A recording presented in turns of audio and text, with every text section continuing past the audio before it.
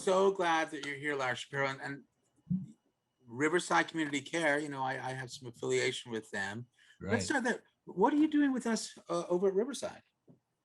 Well, I just hooked up with the organization. They called me a couple days ago to ask me. They have a new arm there that's going to be for disaster relief. Asked me if I wanted to participate in that, and as I always do, I said yeah. Uh, I facilitated the Samaritan when we were live instead of Zoom. I facilitated the support group for people who have lost a loved one or a family member to suicide at the Needham office. Mm, And so I got to know like Larry Berkowitz and some of the other people just from being around. I thought, what a quality bunch of people. yeah. And I'd like to work with them. And I let that be known. And they started passing around the book I wrote, and they encouraged me. And 74 years old to get a job, I feel pretty good about that. There is hope, folks. There is. And just a good bunch of people to be around. I really respect what they do. Yes, thank you. I echo that. Larry Berkowitz and Joanna Bridger and all of them, they are remarkable. But the whole of Oh, Riverside Community Care, yeah. the work that we're doing statewide when it comes to helping people manage trauma, especially right now in COVID. Actually, a few weeks from now, they're hopefully going to be coming back on the show for a Oh, great. follow-up to tell us how things have been going through COVID. You mentioned a book. This is part of why we are here tonight, to do a deeper dive into this very powerful book, Brain Pain. Can you just tell us a little bit about it, Larry? Yeah, I'll show the cover. Okay. That's it. So for our WATD listening audience, it is a children's book. There is what looks like a green mountain, and sitting right on the peak is a young child No, actually, hunched sitting on the over. peak is an older man. That's my dad. Oh, go on. There. Oh, there we are. Now I can see it. Yeah. So as we were That's speaking, talking about it, I lost my dad to suicide when I was 18 years old back in 1965, and there was no such thing as support. I mean, I think the only people I knew, I was 18 years old, the only people I even knew about that had taken their own lives were the Hemingway and Marilyn Monroe. You'd mm, hear about it if it was a celebrity, but I, it's affected my whole life. I wouldn't be doing what I'm doing today if he hadn't done what he did. And my friends who know me, I'm the kind of guy that likes to turn lemons into lemonade. There's all sorts of misery in the world, we know, but you got to work on in my mind, something to do to make it better. And I said, there's no books for any kids. We all have a child inside of us. So it's not just for little kids, it's for people that can get anything out of it and that know somebody that's been through it. It's a tool. It's a tool to discuss the subject openly and get it out of the closet. Let suicide stop being the S word. That's my crusade. mhm. Why do you think people are so reluctant to talk about suicide? Well, it has the idea of being you're crazy. Mm-hmm. People can talk about cancer. The other thing is you can't see it on film like cancer. You can see a tumor on cancer. Uh, you can see heart disease. You can't necessarily see anything that's going on in someone's mind. And if the person, my father had written a note and they put him in the hospital, et cetera, et cetera. But some people you don't even, so many times I've heard, and you as a psychiatrist, I'm sure, I had no idea he was feeling that way. So I Mm-hmm. really am working also to let people know what the signs are to look for in people. And there's apps now even that a person can go to test out where they're at on the scale of people that might be likely. And that's where I'm at with this right now. And you were 18. How old was Yeah, your dad when he completed 60. a suicide? He was just 60. Hmm. I say just 60, Well, yeah. right? When I turned 60, what a perspective that gave me. Mm, It wasn't as old as I thought. yeah. I was so, and I'm this age too. I mean, I know there's been advances and I've had the benefit of better medical care and et cetera, et cetera. But he was getting the best care that they thought at the time, but giving a person Valium and shock treatment, to me, doesn't seem very soothing and helpful. And he was an athlete. He was a very strong man, strong-willed man, very quiet, and it just broke his will, the way I look at it. When he was gone, there was almost a sense of relief that he didn't have to go through what he was going through anymore. And so people think it's cold when you say relief, but we're not so bad about that when someone dies of cancer and they've been going through terrible things or other diseases. And it's a mental health disorder, a disease, I should say. It's another thing. I don't like using the word disorder. And I know Um, you don't either. I call no, it I don't. PTS. I never say PTSD. That's right. No, Yeah. no. As soon as you use the word disorder, you separate people into two groups. Yeah. One group that is ordered and one group is not, and then we're all astonished we have stigmas. So I'm so glad that you are right there in that camp. We Big time. have to move away from some of these words, but there are some things that are not disordered and are fully ordered, and we have to acknowledge them. And that are our commercial breaks for our sponsors, because our sponsors, without them, we would not be here. And Right. so, Ben, if we could take our first commercial break, and then we'll be right back with Larry Shapiro to talk more about brain pain. We'll be right back. And we're back with the Dr. Joe Show and Larry Shapiro talking about something that needs to be talked about. Yep. And something that people are afraid to. We're talking about suicide. Yep. But not just, I mean, there's suicide, which is pretty intense to begin with, but what happens when a parent suicides? And that really is another area that a lot of people don't even have a way to begin addressing. And Larry, that really is the book. I mean, can you just walk us through a little bit, because it's beautiful. I got a chance to listen to it. It's powerful. I'm assuming that was that you doing the narration and reading it? Yeah. Just walk us through it, so people understand what it is, that the story that you're telling. It's fully illustrated by the most wonderful woman in the world. Her name is Trish Flannery. She lives in the Netherlands. And I found her by talking to a friend in the dog park, which is a good place to find people, believe it or not. And I told her, sent her the words to the story, and she loved it. She's not a survivor, but she offered to do it for not a penny. That if and when money was earned, she could be paid. But she did it because she knew the importance of what we were doing. And she is my heroine, wonderful person. Basically, this starts off by putting kids in touch with the reality of death. Once upon a time, there was a tree, and the tree had to be cut down because the bugs got to it, and the tree surgeon had to put it out of its misery. We move along to a bird who was in a storm and got hurt, broke its wing, and they had to euthanize the bird. There was a man who was blind with a seeing eye dog once upon a time, and these all start with once upon a time to carry the kid's story feeling in it.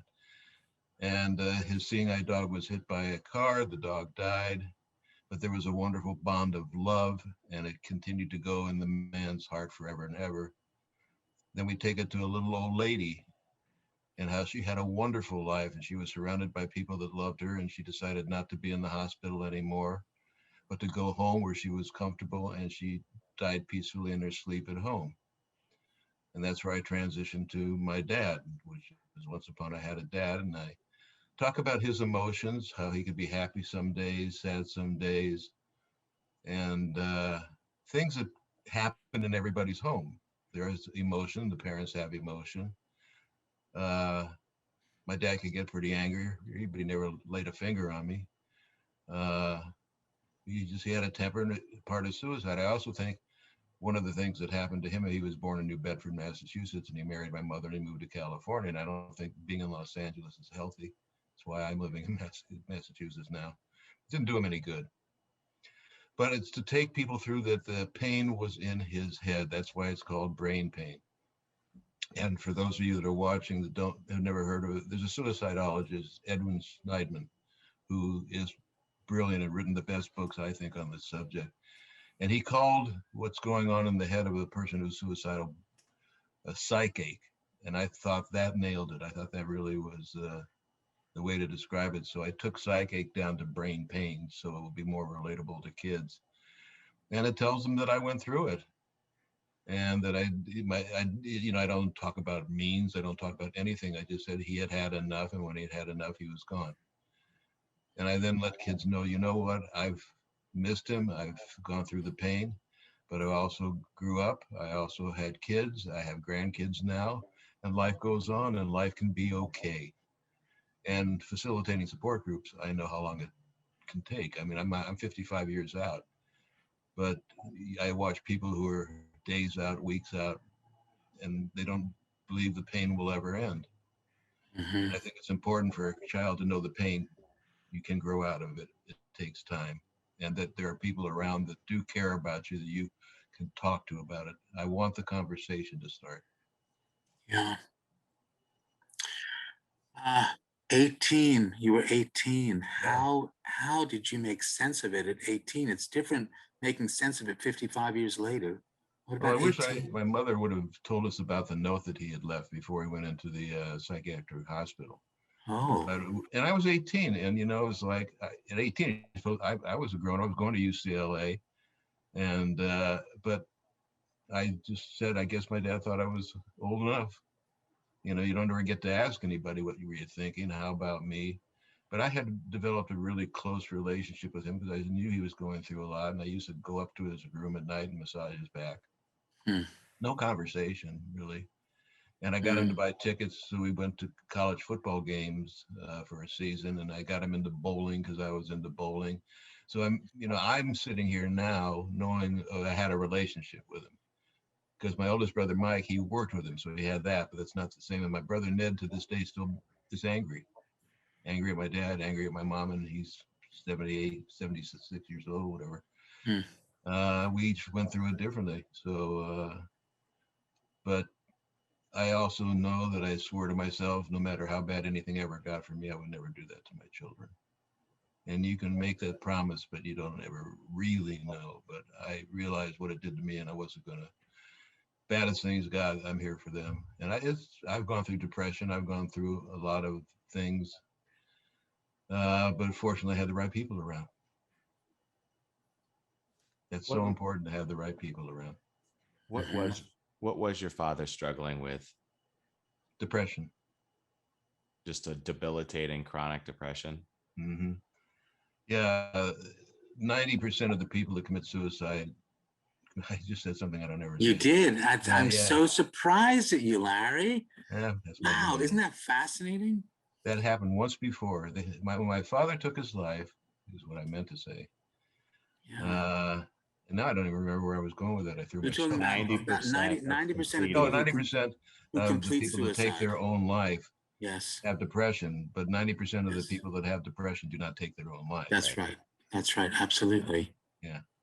And I do want people to just imagine what that must be like, because we are designed to survive. That- I mean, that's what That's we the essence of a man and human beings, yes. And all yet animals. you come to a point where you just can't. You just can't. It's not weakness. No. It is just a sense of, I can't. I just can't do this anymore. Yep. The Larry, pain. you mentioned signs to look for. Can you share some of those? The standard signs of depression are just quietness, low activity, low zest for life. If you see somebody starting to give some of their personal belongings away, that can be a very strong indicator. If they're drinking a lot of people tend to self-medicate. Uh, those are some of the big signs. And Mark and Tom, it's okay to ask someone. It's vital. Yeah, you have to be able to say to someone, "Are you okay? Uh, Are you feeling like you want to die?" Yeah. There's a difference. because as a psychiatrist, I've had this remarkable honor and privilege of working with many, many, many people who feel this way. Yeah. And I will ask them, do you want to die or do you wish you had a different life? Good question. Is a good You know? question. And if it's a different life, and we use the I am, because all my patients use the I am, the 4 domains: home, social, biological, and IC. For some people, it is just biological. They have their lives, they've got wonderful homes, they have wonderful relationships, they feel that they are valued, but there's a biological component. Yep. And they just can't. We know that there are some people who respond to medications. We know that there are some people who have a transporter difficulty because we have to be able to transport certain chemicals in our brain from one place to another, like serotonin. We know that there are some people who have deficiencies and transport molecules that just aren't working. But the sadness, the overwhelming sad, we've all felt sad, Yes. right? I mean, we've all felt sad. And that's why we can sort of relate to this. But then we think, whoa, what's that tipping point? So, Larry, for your dad, I mean, as you look back on it, what do you think that the tipping point was for him? That's a good question. I know he had it planned. I'll tell you a little bit about the day he passed. I think he just was not happy with anything. He would sit in the chair, the TV would be on at night, and I mean, we made a deal out of it if he'd laugh at something. We'd say, see, you're happy, you're laughing, because it was so rare. And I just think it's like going in a spiral down. I just don't think he saw a way out. The day he died, he had been down at work. My oldest brother worked with him. My oldest brother came home. And my dad, evidently, it was about 10 miles from where he worked to our house. And one of the gardeners in the neighborhood saw my dad drive by our house, stop for a moment in front of the house, and drive on. And what he was doing, I'm sure, was saying goodbye in his own mind to all of us. He didn't want to take his life at home, didn't want us to have to go through that. He went back to his office and he took his life. And I think he probably knew that it would be my mom and my uncle who he worked with that would find him. But he was miserable. That's why I say there was some form of relief. For him to be, he was a star athlete. For him to be in a hospital, they had a dance there. I went to the dance and he's dancing with this woman. And I've always described it as like watching zombies dance. And that was my father. It broke my heart. This man that was so strong and polite and courteous and always opened the door for my mom. He taught me how to be a gentleman. But he was hurting. He was hurting for a long time. This was a matter of years. And to this day, and I think anybody that's gone through what I've gone through, you always try to think, what were they thinking at the last moment? What was going on? And you're not privy to that. You'll never be privy to that unless you yourself find yourself in that position. And hopefully I can be of some help with people to help them avoid that. Larry, are you the youngest in your family? Yes. My dad was the youngest of 8 kids. It's interesting. And my uncle had a heart condition, and he was really, my grandfather had died like around 1935, so he lost his dad pretty early to a heart condition too. So yeah, I was the youngest. And it's a good thing I had those 2 brothers. I'll tell you what, that was my support group. We were there for each other. My mother never talked about it, and my best friend, who I met when I was 11, I called him to tell him what happened. And he said, I'm here. You have both of my ears. I'm here to listen. That's the most important thing you can tell a survivor, that you're going to listen. You're not there to give speeches and tell them things will get better. Be there for a person going through depression, to listen to them. And I think that is so important, because you will not know what to say, but you can listen. And that is what we also have to do right now. Yeah. We have to be able to listen to our sponsors, because they have a lot to say, And without them, we would not be here. So we'll take a break. We'll be right back with Larry Shapiro and Brain Pain. We're talking with Larry Shapiro, who's written a wonderful book, not just for children, but for people who have gone through the tragedy of losing someone to a completed suicide. Brain Pain. How do they get the book, Larry? How can they get it? You go to my website, which is one long word, brainpainbook.com.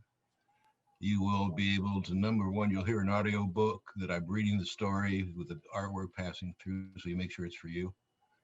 There's a story of my situation, what I went through, and there's a place where you can order the book, which is $9.95. I didn't want to be up in the $20, $30 range. I wanted to reach people. Right. Yeah. And I hope people will purchase this with the understanding that if you are one of the people who needs to purchase it, our thoughts are with you.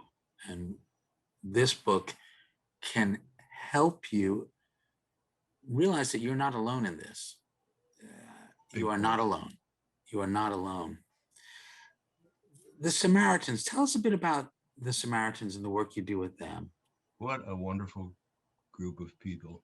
When I was in California, I went to a support group run by Camarillo Hospice. And I also participated with a group,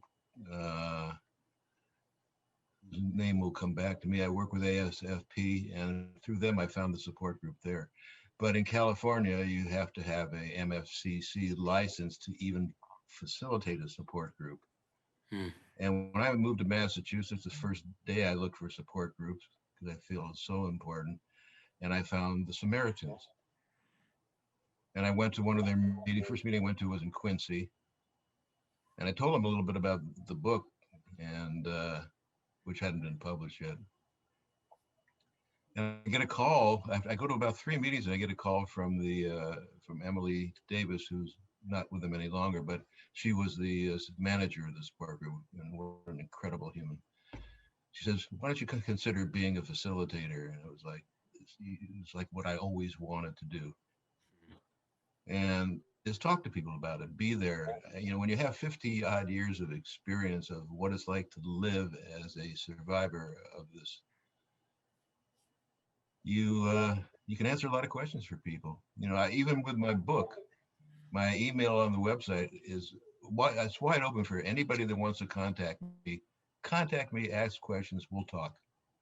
Yeah. I'll help you find a support group if you need one. Yeah, it's so important that people know that you do not have to worry alone. You Yes. do not have to go through this alone. You've already lost someone. You have lost a voice that you will never hear again. You don't need to suffer now in silence. There will But be people. and you know this, doctor, death's going to happen everywhere. People go through death. I emphasize this in the group. You know, we're all part of a group that we didn't ask to join. We're members for life. And the healing of that group, when people get to talk to other people that have gone through a similar experience of that type of death, this type of death is so different from everything else. That's because that's how we've been educated. In many ways, it's not. But again, this has been a lifesaver to a lot of people to have these support groups, and the Samaritans has done the best job of it I have ever seen. Yeah. You know, when the pandemic hit, we wound up going to Zoom meetings, and everybody was very concerned about that. You know, it opened it up for people that were out of state to be part of our group. It opened it up to people that, you know, don't want to get in the car and drive in the snow and come to a meeting, but it made it so available. And I mean, I want to continue the Zoom thing. I would go back to the live ones as well. But the ability to be, when I did the live ones, it was every 2 weeks. Yeah. Yeah. This is every week. This is what Yeah. people need. They need the regularity. They need someone that they have been around, and a group. This group, I can shut up and you watch these people support each other. It's brilliant. And that's the way to do it, is that group support, people talking with each other, not to each other, but with each other. One of the things that I'm curious what you think. I tell people who've been through this and trauma in general, say Sure. if anybody tells you to get over it, just tell them to go to Oh, hell, because you don't get over it. But you have to, but yeah. you have to come to terms with it, In your own because time. it's right, because it's part of who you are. Tell you a You story. have to come to terms with The it. night my Go ahead. father died, the family came over. My Aunt Julia, who was a germ freak and managed to live to be 106, comes over that night. And what she's carrying a bottle of Lysol. She comes in, she proceeds to spray the telephone, spray. My father had just died. She's spraying everything. And I said to her, I don't know where it came from. I said, Aunt Julia, I don't think suicide is contagious. Of course, that kind of quieted the room down. Oh yeah. Bad. And Julia, she didn't know where to put the can, but I tell you what, my mother, my brothers loved it. Yeah. But that's how people can be. Yeah. I wish that suicide was not contagious, but we have seen that in teenagers Yeah. and young adults, where there is this really scary contagion factor, Last couple of where years, especially. where there are these suicide pacts, and parents. I don't want to scare you, but the best way for you to manage this is talk with your children, develop that trust with them, because they need you. Yep. They really do. They may not want to admit it, but they do. But I want to come back to you, Larry, for a moment. Was there ever a time over the last 50 plus years where you thought you could have done something different? That if only you'd done this or only done that, something would have changed? You're shaking your head. And I am so fortunate I took that time to massage his back, to go bowling, to go to football games. It was kind of like a squirrel putting nuts in your mouth, saving them for the winter. I saved those memories. And I reached out. I didn't know he was suicidal, but I knew he was in great mental pain. And I just tried to be comforting. Do unto others is big with me. I tried to do for him what I would like someone to do for me if I was going through that. I think this is a really important lesson for people to hear as well, because many people feel guilty. Sure. They should have done this, should have done that. If only. So there's the guilt part. Yep. And the guilt is a defense, I think, against just being so powerless. Yeah. Well, I call them the shoulda, woulda, couldas. Yep. And I tell people when you got the shoulda, woulda, couldas, carry it through to the end, and you'll realize you're going to come out at the same place.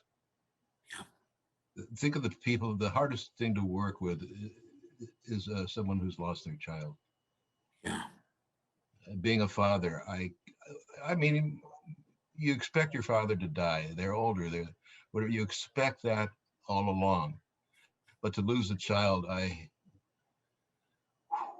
that Yeah. is the hardest thing to watch.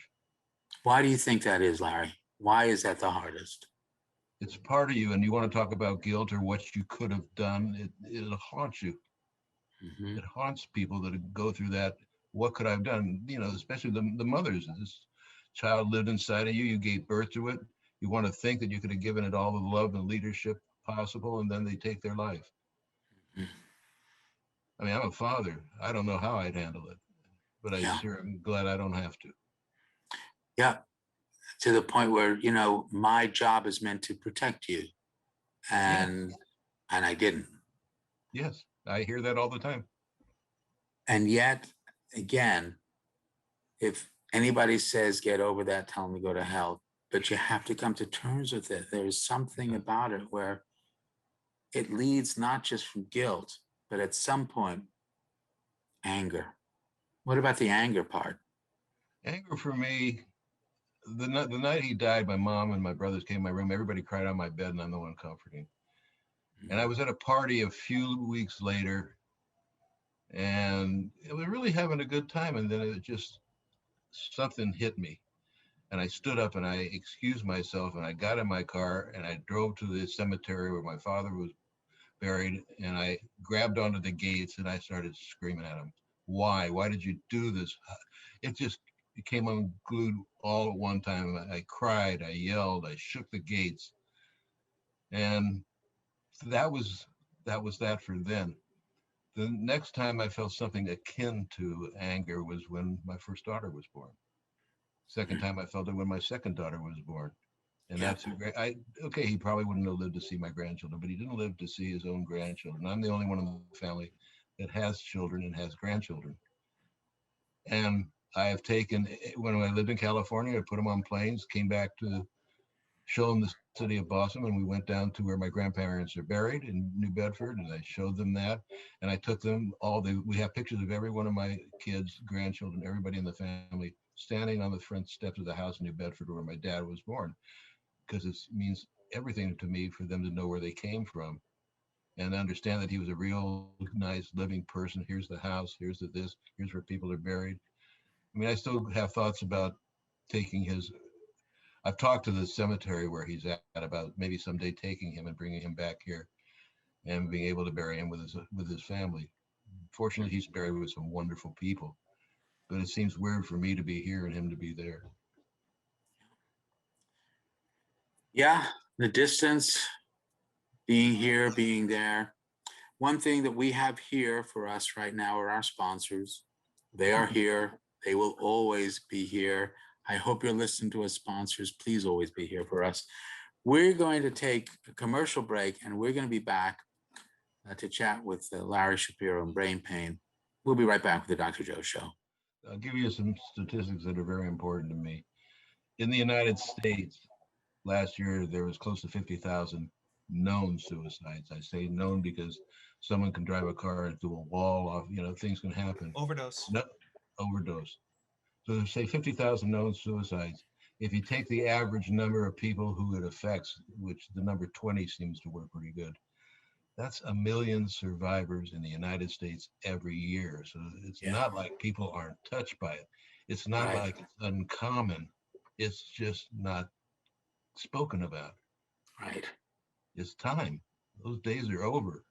Yeah, good. Has COVID changed that a little bit? It seems like there's a lot more people talking openly about mental health.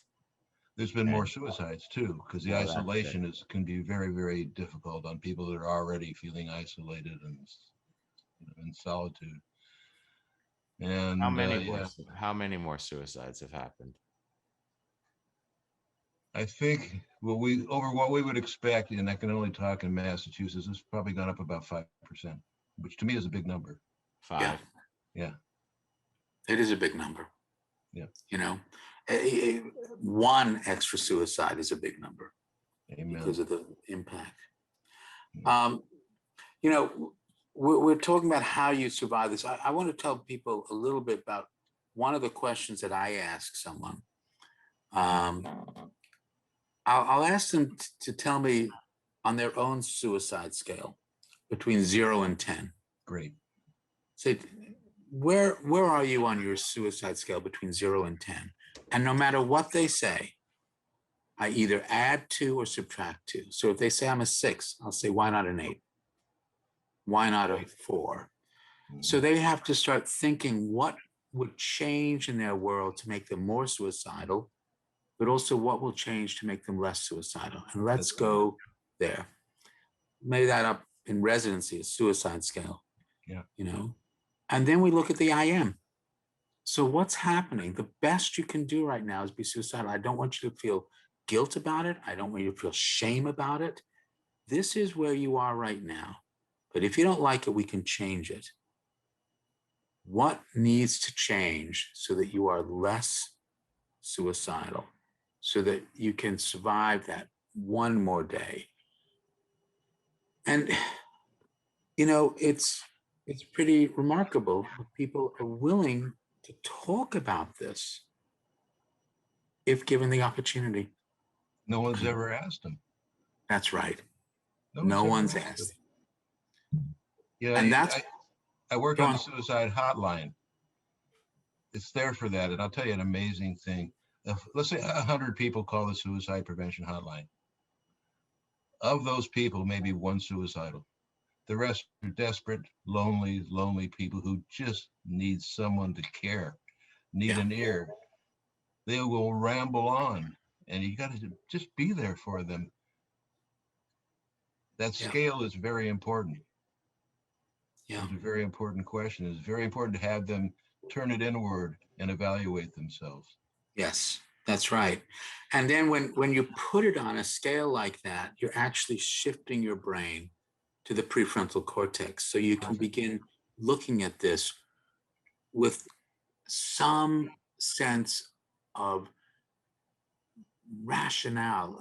And I'm not saying that it's irrational to be suicidal, not at all.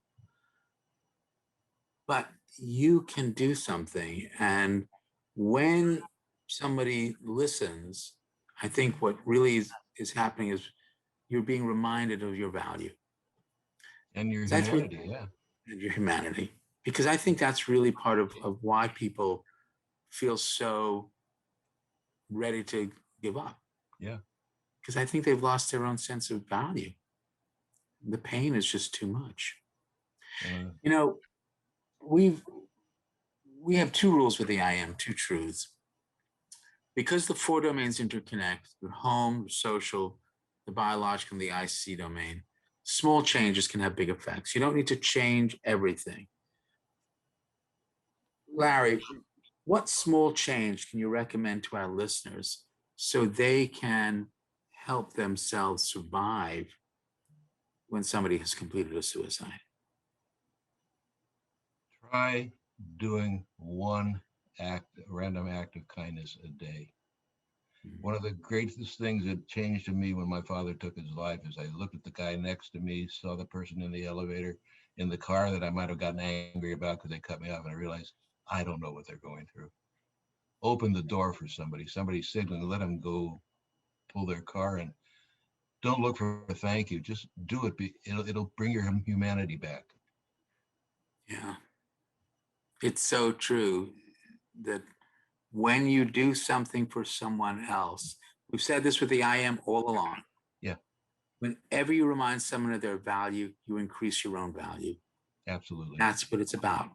We all want the same thing. And that leads to the second truth of the IM. You control no one, you influence everyone. You get to choose the kind of influence you want to be. Everyone's interested in what you think about them. You're part of someone's home and social domain. The way you see them has an effect on their biological domain. So, Larry Shapiro, what kind of influence are you hoping to be? Non-judgmental. Hmm. I want to be the person that's there that they know they can talk to and know it's not going to tell them they're out of their mind, they're bad, they're good, they're in. I was put in the world for something, and I watched what my father went through. And if I can give back and help somebody that's going through what he went through, help somebody not finalize the act, then my life's been worth it. Yeah. I don't want to sound overly altruistic, but this is a truth, having gone through and what I continue to go through all my life. Yep. Brain Pain by Larry Shapiro. Brain Pain, please get it. How do they get to the website again, Larry? Brainpainbook.com. All one word, brainpainbook.com. Larry, thank you for sharing. Yeah. Thank you for being there and giving me the opportunity to share. Thank you. Been Thank you. wonderful. Thank you. Great. See you guys next week. The Dr. Joe Show. Stretch the